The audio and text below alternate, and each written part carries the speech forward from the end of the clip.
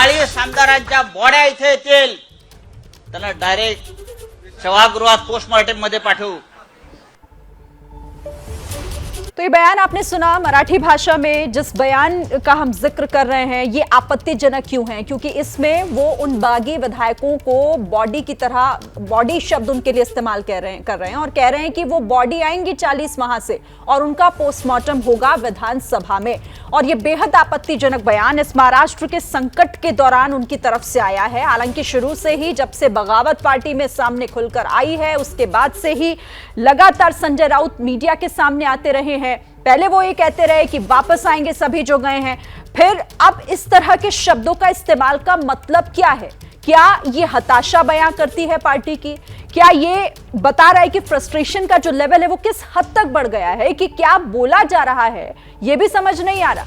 इसी पर हम चर्चा भी करेंगे। हमारे साथ कई मेहमान जुड़ गए हैं। कौन कौन मेरे साथ जुड़ा हुआ है, पहले मैं आपसे उनका परिचय करा दूं। एनसीपी के प्रवक्ता उमेश पाटिल हमारे साथ हैं, शिवसेना के प्रवक्ता आनंद दुबे हमारे साथ मौजूद हैं, साथ ही हमारे साथ राजनीतिक विश्लेषक सुजाता पांडे को आप देख रहे हैं और वरिष्ठ पत्रकार समीर चौगांवकर जी भी हमारे साथ मौजूद हैं। सभी का बहुत स्वागत है एबीपी न्यूज पर। शुरुआत मैं आनंद दुबे आप ही के साथ करूंगी। आपने सुन लिया, आपको पता ही होगा क्या कह रहे हैं संजय राउत साहब। इस तरह के बयान का क्या मतलब? ये हताशा बयान कर रही है क्या कि पार्टी में जो ये कहा जा रहा है कि शिवसेना छिन रही है, ये वही है क्या?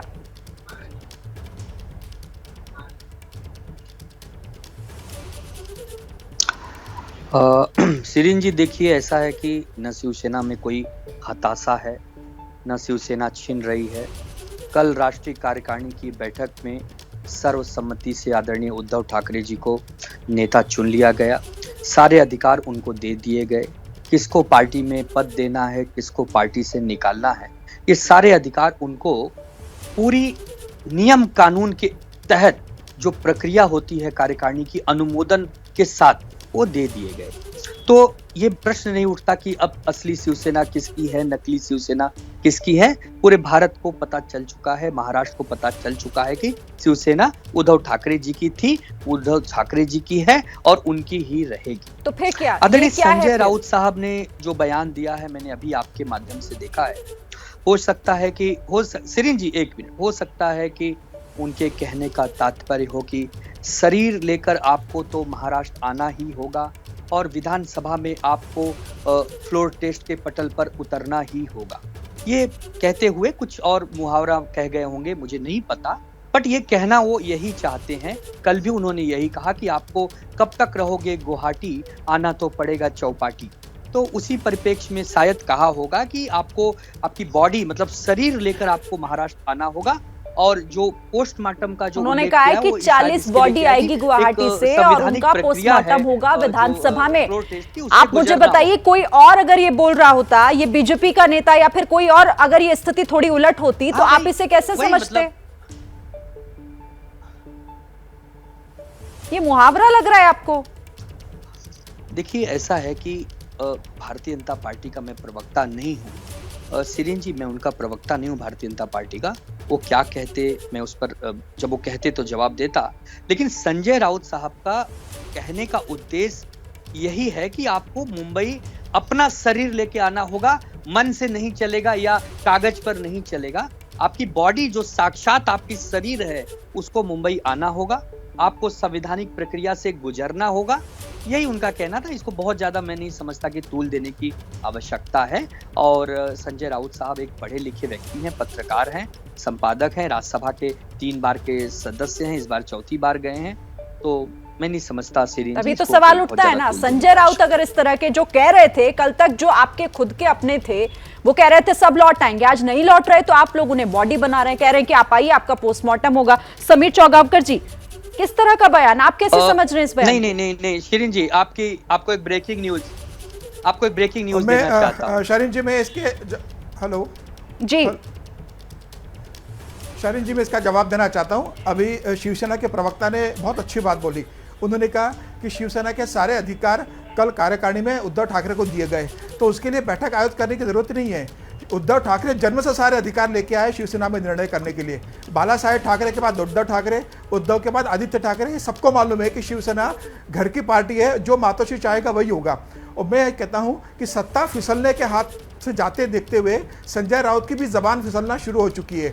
यह बहुत ही दुर्भाग्यपूर्ण है कि भारतीय राजनीति में इस तरह का शब्दों का प्रयोग किया जा रहा है और अपने ही विधायकों के खिलाफ, अपने ही पार्टी के कार्यकर्ताओं के खिलाफ, जिन्होंने शिवसेना को खड़ा करने में एक बड़ी भूमिका निभाई थी, उन्हीं के खिलाफ संजय राउत इस तरह के शब्दों का प्रयोग कर रहे हैं। यह उनकी हताशा और मानसिक संतुलन खोने की स्थिति बयां करता है।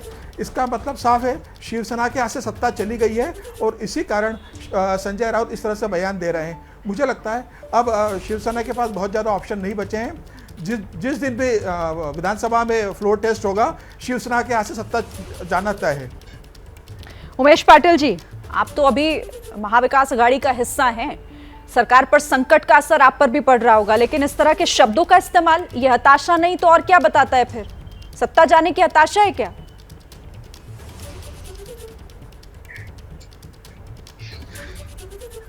देखिए, संजय राउत जी की एक अपनी अपनी भाषा रही है। उन्होंने जब तक आज तक जितने भी प्रेस कॉन्फ्रेंस किए होंगे आपने सुना होगा, और उनका सामना में जो अग्रलेख आता है उसमें भी उनकी एक भाषा रही है। ये वो लोग जो है वो ठाकरे शैली बोलते हैं उसको, ये बात करने का उनका एक तरीका है और दूसरा कुछ नहीं है। शिवसेना के जो प्रवक्ता थे यहाँ पे, उन्होंने जो बताया वो बिल्कुल सही है, लेकिन एक शिवसेना की बाला साहब ठाकरे जब से थे उनके मार्गदर्शन में ये सब कार्यकर्ता पले बड़े हुए हैं, तो उनकी भाषा ही इस तरीके है।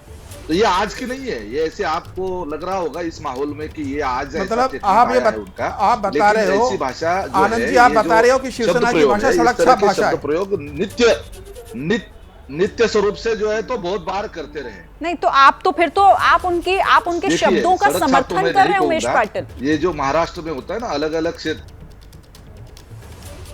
देखिए हमारी पार्टी जो होती है ना, हमारी पार्टी की नेताओं की भाषा की तुलना यशवंतराव चौहान जी से की जाती है, और शिवसेना के कार्यकर्ताओं की जो भाषा है वो बाला साहब ठाकरे साहब की भाषा से की जाती है, जो कि बाला साहब जाने जाते हैं वो पूरे ओपन हार्टेडली बोलते थे, और उनके जुबान में जो रहता था पेट में अलग और जुबान में अलग नहीं रहता था, वो जो है उनकी अपनी भाषा खुलकर बोलना और आपत्तिजनक बोलना, दोनों में फर्क होता है उमेश पाटिल। और इसका मतलब ये हुआ कि आप उस शब्दों को सही ठहरा रहे हैं।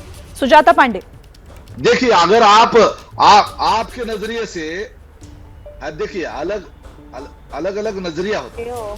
शिवसेना के नेता सार्वजनिक रूप से कर रहे हैं, उससे एक बात का अंदाजा तो लगाया ही जा सकता है कि आज की तारीख में जब पब्लिक फोरम पे अपने ही नेता जो कल तक इनके साथी थे, उनको इस तरह से बेइज्जत किया जा सकता है, उनके खानदान। सुजाता पांडे जी, मैं माफी के साथ आपको रोक रही हूँ। तो महाराष्ट्र का सियासी संकट थमने का नाम नहीं ले रहा है और अब ये बदजुबानी तक पहुंच चुका है, और बदजुबानी इसीलिए क्योंकि संजय राउत का एक बयान और उस बयान में आपत्तिजनक शब्दों का इस्तेमाल करना सवाल खड़े कर रहा है कि क्या ये पार्टी की हताशा बता रही है या फिर इसके पीछे कुछ और। इसी पर हम चर्चा कर रहे हैं। सुजाता पांडे जी, आप अपनी बात पूरी कीजिएगा, मैंने आपको रोका था ब्रेक से पहले।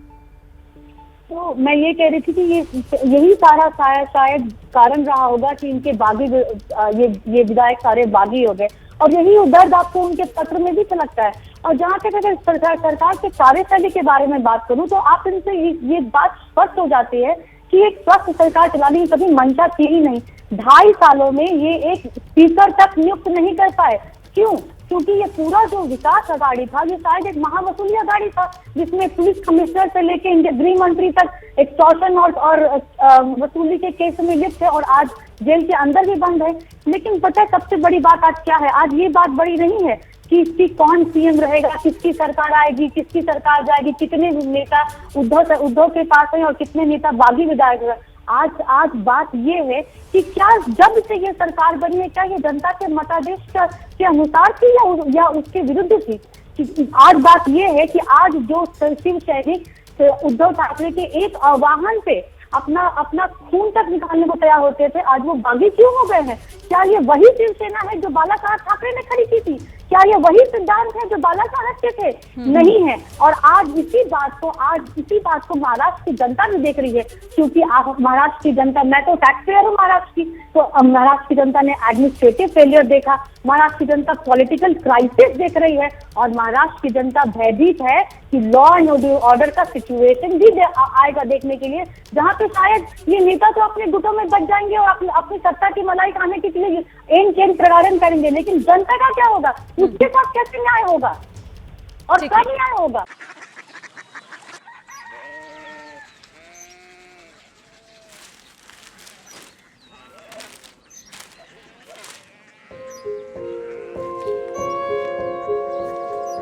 बाबा बाबा कोरिया सिटी জানি না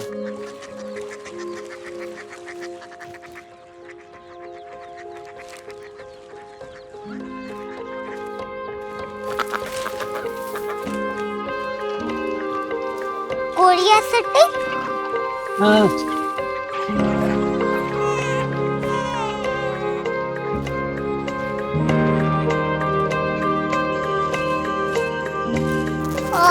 कोरिया सिटी कहाँ पे है?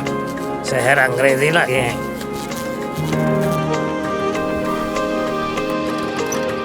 कोरिया सिटी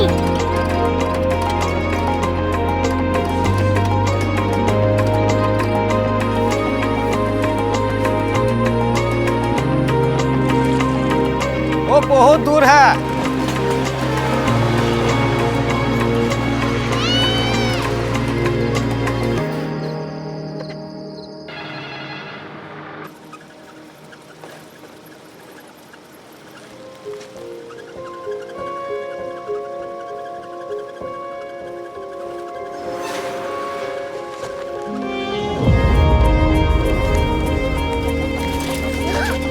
कोरिया सिटी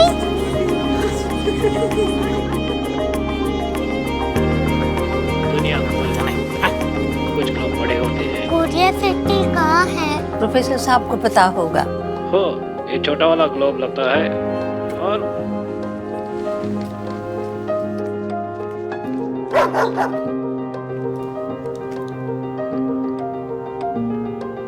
पता नहीं, मेरी बेटी से जाके मिल लो, शायद उसे मालूम हो।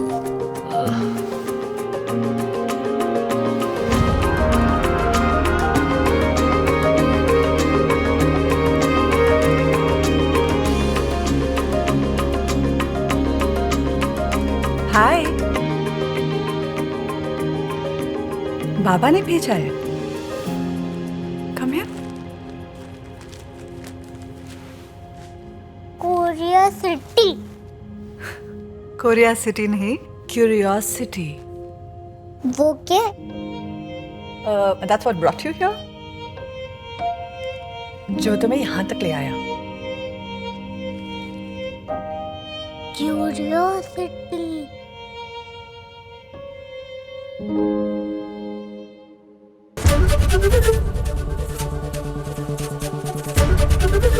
एबीपी न्यूज आपको रखे आगे।